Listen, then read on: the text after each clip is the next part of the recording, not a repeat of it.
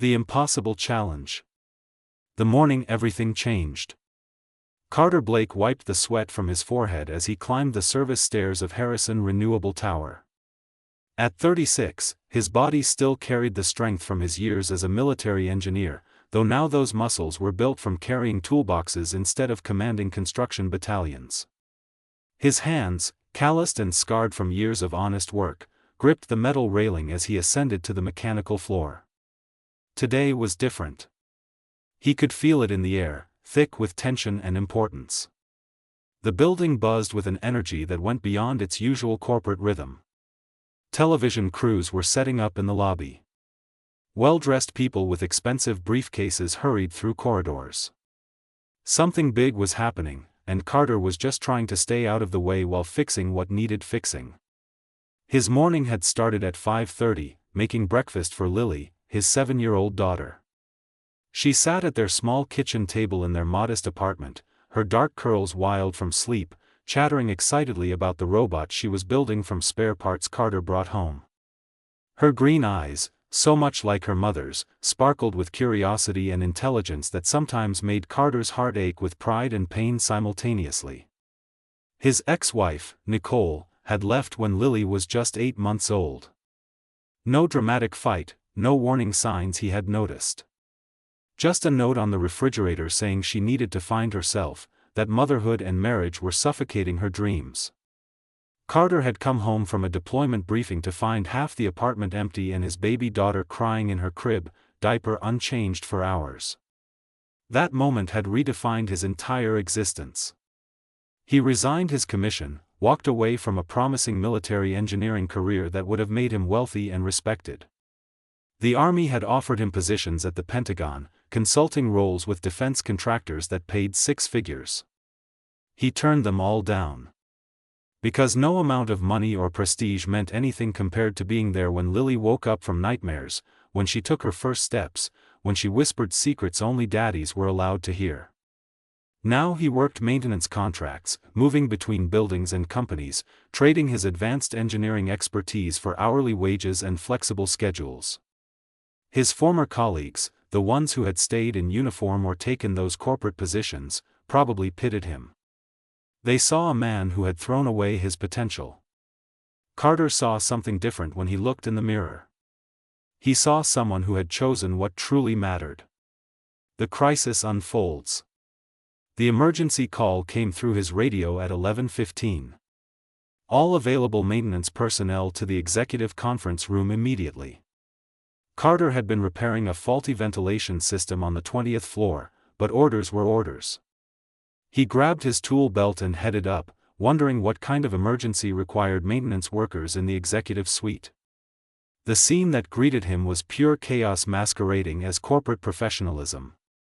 30 people crowded around a massive conference table, their faces tight with barely controlled panic. Tablets and laptops covered every surface, displaying graphs and diagnostics that all told the same story: catastrophic failure. Carter recognized some of the faces from company newsletters. The chief technology officer, a man who had graduated from Stanford at 21 and held 17 patents. The head of engineering, a woman who had designed power systems for 3 continents. Senior project managers whose combined salaries could buy a small island. And at the head of the table, commanding the room with her mere presence, stood Victoria Hayes. She was 34 but carried herself with the authority of someone who had conquered kingdoms. Her auburn hair was pulled back in a style that was simultaneously elegant and severe, not a strand out of place. Her suit probably cost more than Carter's monthly rent. Designer heels that could double as weapons. Eyes the color of winter ice, sharp and calculating, scanning the room like a general surveying a battlefield where retreat was not an option. Victoria Hayes had not inherited Harrison Renewable. She had built it from the ground up after her father's original company collapsed in scandal. While other business leaders talked about green energy, Victoria had revolutionized it. Her solar panel designs were 40% more efficient than competitors. Her battery storage systems powered entire neighborhoods. At 34, she commanded a corporation worth $8 billion and employed 12,000 people across 17 countries. The business magazines called her a visionary. Her competitors called her ruthless. Her employees called her demanding but fair. No one called her warm. Warmth, Victoria had learned early in life, was a luxury successful people could not afford. Her parents had divorced when she was 12, a bitter split that left emotional scars deeper than any physical wound. Her mother had loved her father completely, had sacrificed her own career and dreams to support his ambitions. And he had repaid that devotion with affairs, dismissal, and eventually abandonment. Victoria had watched her mother transform from a vibrant, loving woman into a ghost haunting their mansion, crying herself to sleep every night. The final blow came when her father married his secretary, a woman barely older than Victoria herself. Her mother had smiled at the wedding, played the gracious ex-wife, then gone home and swallowed a bottle of pills. She survived, but something essential in her had died. She spent the rest of her days in a facility where nurses administered medication and monitored her for signs of another attempt. Victoria had been 17 when she made a vow: never give anyone the power to destroy you.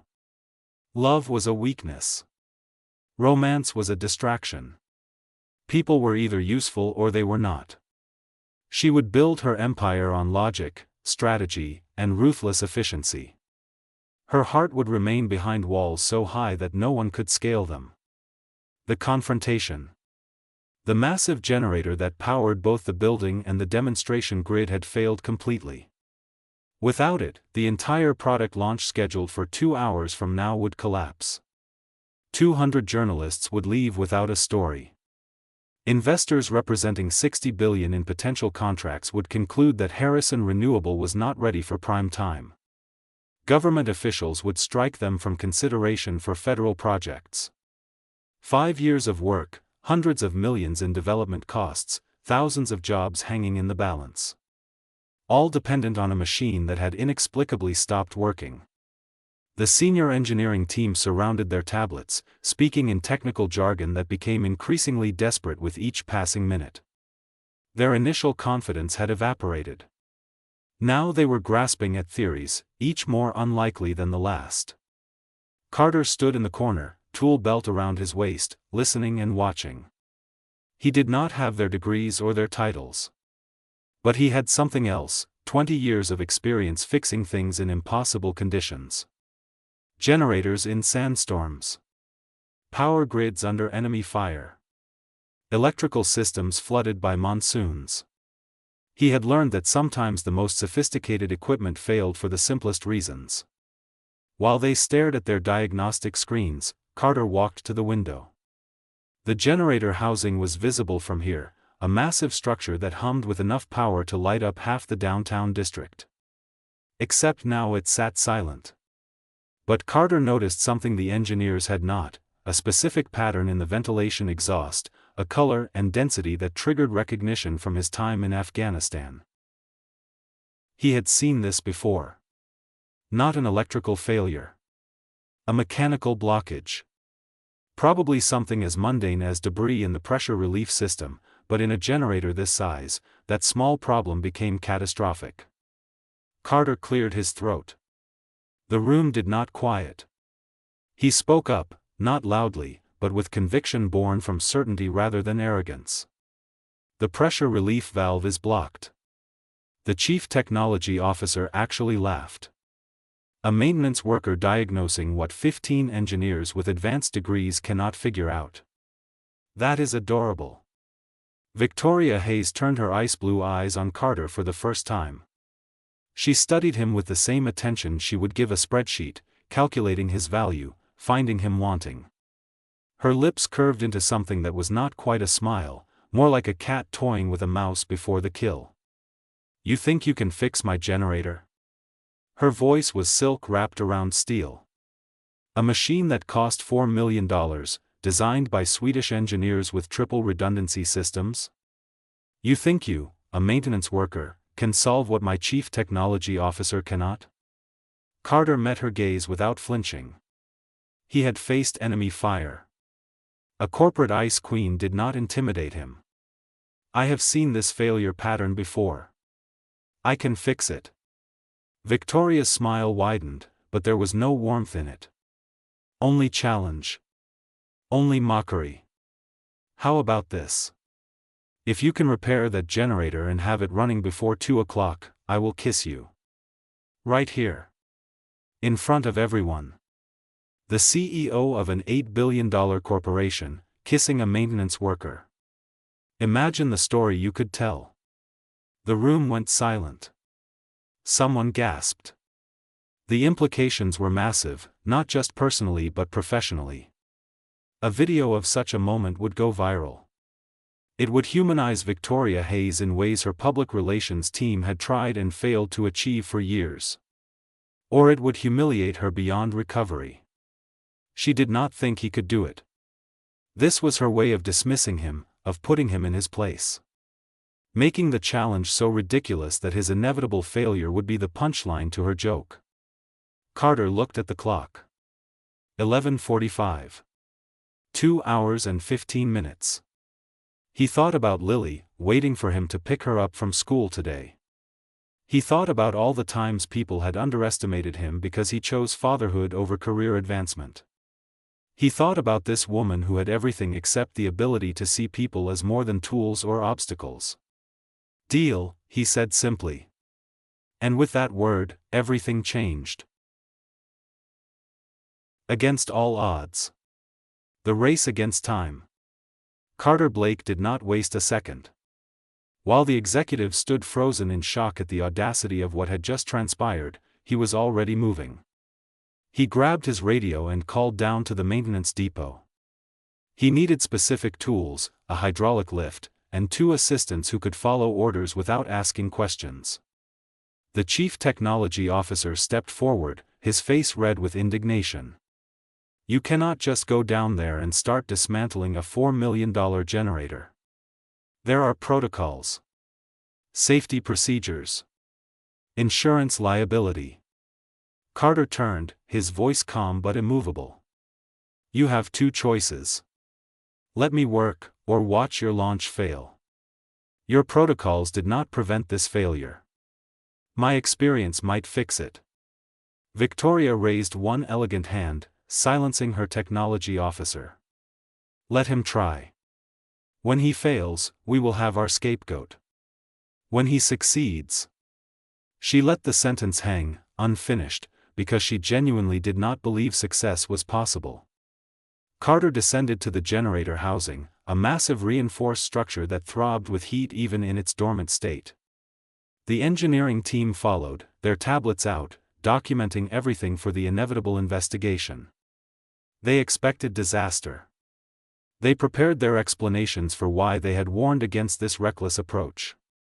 What they witnessed instead was something entirely different. The method behind the madness. Carter approached the generator the way a surgeon approaches a patient. Not with arrogance or haste, but with respect and systematic analysis. He placed his hand against the metal housing, feeling vibrations that told him stories the diagnostic computers had missed.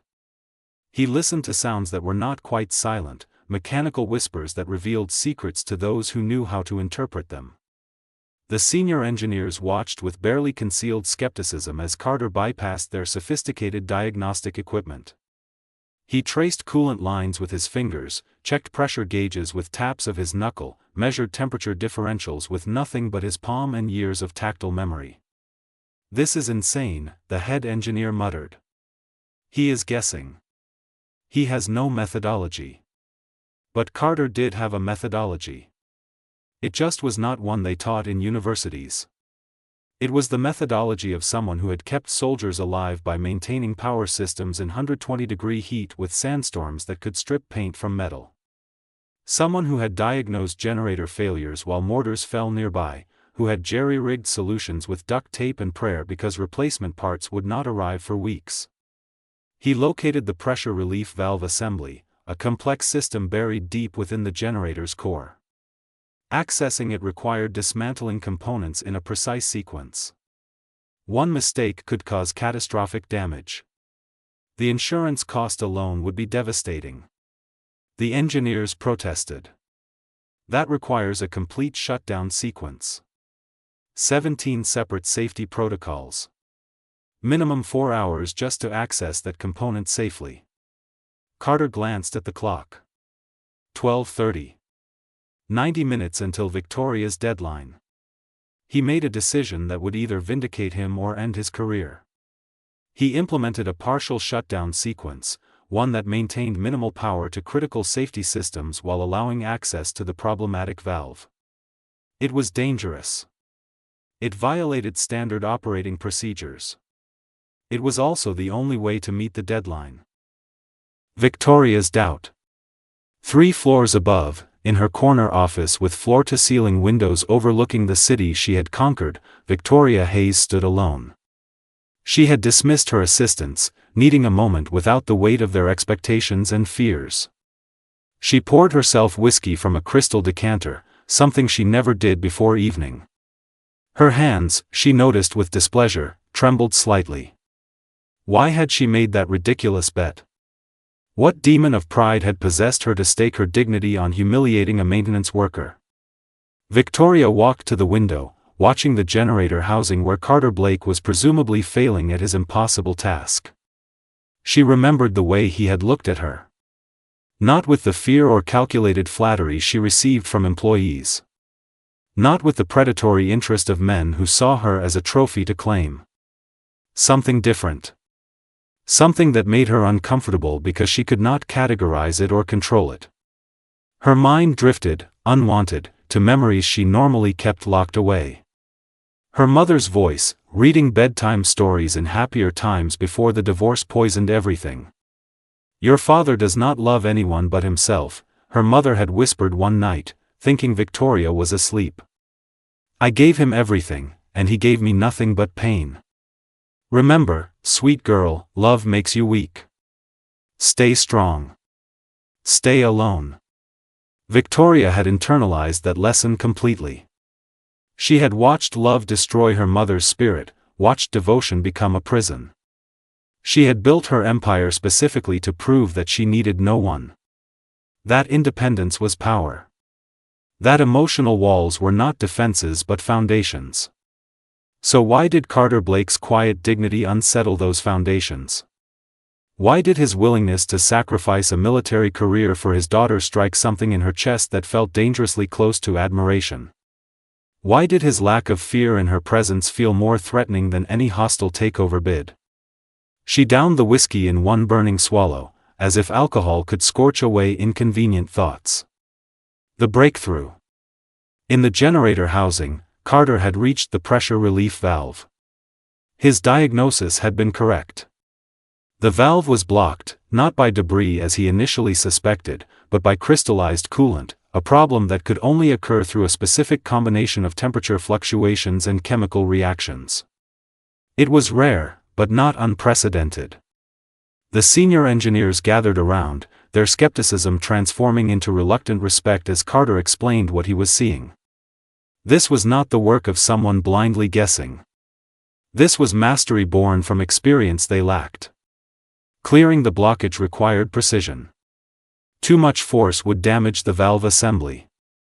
Too little would leave residual crystals that would cause the same failure within hours.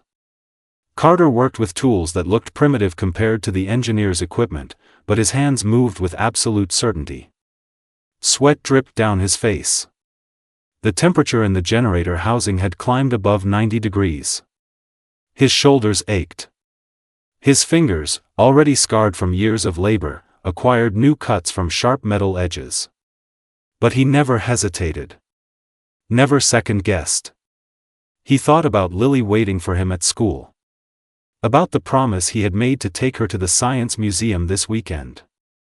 About the robot project she wanted help completing. Every movement was motivated by the life he had built for her, the sacrifices that had meaning because they enabled him to be the father she deserved. At 1:45, with just 15 minutes remaining, Carter reassembled the final components. His assistants watched with held breath as he initiated the restart sequence. Massive turbines began rotating, slowly at first, then faster. Electricity hummed through cables thick as tree trunks. Control panels lit up like Christmas displays. The generator roared back to life with a sound that shook the building's foundation. Every light in the tower brightened. Every system that had been running on emergency backup power surged back to full capacity. The demonstration grid, silent since the failure, began conducting the electricity that would power the afternoon's launch. Carter stood back, exhausted, triumphant, and somehow at peace. He had done the impossible. He had proven that sometimes experience and determination matter more than credentials and assumptions. He checked his watch. 1:57. 3 minutes to spare. Far above, Victoria Hayes received the notification on her phone. Generator restored. Full operational capacity. Launch proceeding as scheduled. Her hand went to her mouth. He had actually done it. The maintenance worker she had mocked, the man she had used as the punchline to her cruel joke, had accomplished what her brilliant engineers had declared impossible. And now she owed him a kiss. In front of everyone. With cameras present. With the entire corporate world watching. Victoria Hayes, who had spent 18 years building impenetrable emotional walls, who had made coldness her armor and distance her weapon, would have to honor a promise she never believed she would need to keep. She closed her eyes, steadied her breathing, and prepared to face the consequences of her arrogance. The line that changed everything. The moment of truth. The executive conference room had transformed into something resembling a coliseum. Word had spread throughout Harrison Renewable Tower with the speed of wildfire. What started as a private corporate crisis had become the most anticipated moment in company history. Employees lined the walls. Journalists who had arrived early for the product launch positioned their cameras with predatory anticipation. Even the senators and government officials, intrigued by the rumors, had wandered in to witness whatever was about to unfold. At the center of it all stood Carter Blake, still wearing his work clothes stained with grease and coolant. His hair was disheveled, his face smudged with grime. He looked exactly like what he was, a working man who had just accomplished the impossible through sheer skill and determination. The clock read 2:03. He was 3 minutes late, but considering he had resurrected a dead $4 million generator, no one seemed inclined to penalize him for the delay. Victoria Hayes stood at the far end of the conference table, surrounded by her executive team. Every eye in the room was on her, waiting to see if the Ice Queen of renewable energy would honor her word or find some corporate escape clause to save her dignity. Her assistant leaned close, whispering urgently. "You do not have to do this. We can claim it was a joke, that the bet was never serious. We can issue a statement." Victoria silenced her with a look. Then, with a grace that came from years of commanding boardrooms and negotiating with world leaders, she began walking toward Carter Blake. Her heels clicked against marble floors, each step measured and deliberate. She was not running. She was not hiding. Whatever else Victoria Hayes might be, she was not a coward, and she kept her promises, no matter how foolish those promises had been. The room fell into absolute silence. Even the journalists stopped their whispered commentary. This was history being written in real time, and everyone present knew it. Victoria stopped directly in front of Carter, close enough that she could see the exhaustion in his eyes, the dried sweat on his temples, the small cuts on his hands from sharp metal edges. Up close, without the distance of class and status separating them, she saw him fully for the first time. Not a maintenance worker. Not a tool to be used. But a man who had just moved heaven and earth through courage and capability. "You did it," she said, her voice soft enough that only he could hear. "I did not think anyone could. I did not think you could." Carter met her gaze with that same quiet dignity that had unsettled her from their first encounter. "I promised my daughter I would pick her up from school today." Failure was not an option. Something in Victoria's chest tightened at those words. Here was a man who measured his worth not in profit margins or corporate titles, but in promises kept to a 7-year-old girl. It was so foreign to her worldview, so completely outside the value system she had built her life around, that it struck her with the force of revelation. The kiss that changed everything. Victoria reached up slowly, giving Carter every opportunity to step back if he chose. Her hand touched his cheek, feeling the rough stubble and the warmth of skin that had worked itself to exhaustion. Then she leaned in and kissed him. It was meant to be quick. Perfunctory. A promise fulfilled, nothing more. Just enough to honor the bet before she could return to her empire and pretend this moment had never happened. But something unexpected occurred in the space between intention and reality. The kiss deepened. Not because of passion or desire, but because of recognition. Two people who had built their entire lives around walls and defenses, who had chosen isolation as protection, suddenly found themselves confronting the possibility that maybe, just maybe, those walls were prisons rather than fortresses. Carter's hand came up instinctively, cupping the back of Victoria's head, his calloused fingers gentle against her perfectly styled hair. For 3 seconds, 5, 10, the CEO and the maintenance worker existed in a bubble where corporate hierarchies and social classes ceased to matter. When they finally separated, Victoria's carefully composed expression had cracked. Her ice-blue eyes showed something she had not allowed anyone to see in 18 years: vulnerability. Confusion. A hint of fear at the emotions rising in her chest like floodwaters breaching a dam. The room erupted. Cameras flashed. People cheered or gasped or whispered urgently into phones. The story was already going viral, spreading across social media with a velocity that would make Victoria Hayes the most talked about CEO in the world before sunset.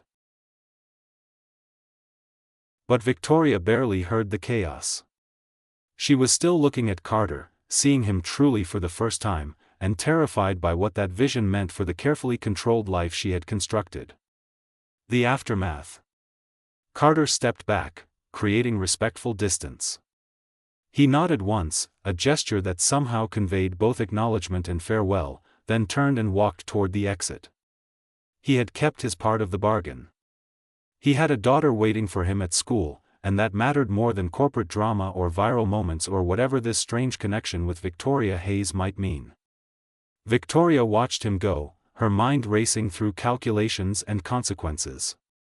Her public relations team would be in crisis mode. Her board of directors would demand explanations. Business partners would question her judgment. Competitors would use this moment to undermine her authority. But beneath all those practical concerns, something else stirred. A question she had not allowed herself to ask in nearly 2 decades: what if her mother had been wrong? What if love was not the enemy of success but its missing piece? What if strength came not from isolation but from connection with someone who saw you as more than your accomplishments or failures? She touched her lips, still feeling the ghost of that kiss, still shocked by how completely it had shattered her assumptions about herself and what she wanted from life. New beginnings. The product launch proceeded flawlessly. The demonstration exceeded expectations. Investors signed contracts worth billions. Government officials pledged support for federal initiatives. By every measurable standard, the day was a spectacular success. But Victoria could not focus on the triumph. Her mind kept returning to a maintenance worker with a 7-year-old daughter and hands scarred from honest labor. A man who had taught her more in one morning about courage and priorities than 18 years of corporate warfare had managed. That evening, as the sun set over the city she had conquered, Victoria made a decision that would have been unthinkable just hours earlier. She asked her assistant to find Carter Blake's personnel file. Not to punish him or leverage him, but because she wanted to know more about the man who had challenged her worldview simply by being exactly who he was. The file revealed a story of sacrifice and devotion. A military career abandoned for fatherhood. Opportunities rejected to be present for school plays and homework help. A man who had chosen love over ambition, connection over isolation, and had somehow emerged stronger rather than weaker for that choice. Victoria stared at his photograph, seeing not a maintenance worker but a teacher who had offered her a lesson she desperately needed.